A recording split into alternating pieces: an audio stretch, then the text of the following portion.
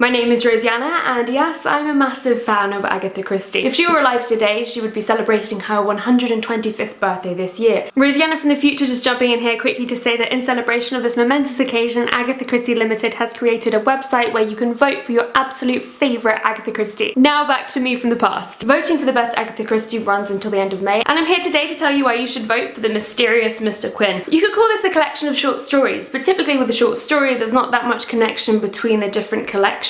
This has the same weird character, Mr Quin, running throughout, and the same protagonist, Mr Satterthwaite. Christie didn't sit down and write boom, boom, boom, boom, boom, okay, Mr Satterthwaite is done. However, that shows the mastery of her character knowledge and character development. Let's face it, Agatha Christie just knows people, the best and the worst of them, better than anyone else. So we meet Mr Satterthwaite, whose name is the hardest thing to say, by the way, so we meet Mr Satterthwaite at a New Year's Eve party, and this man comes to the door because his car's broken down. So you don't know very much about him.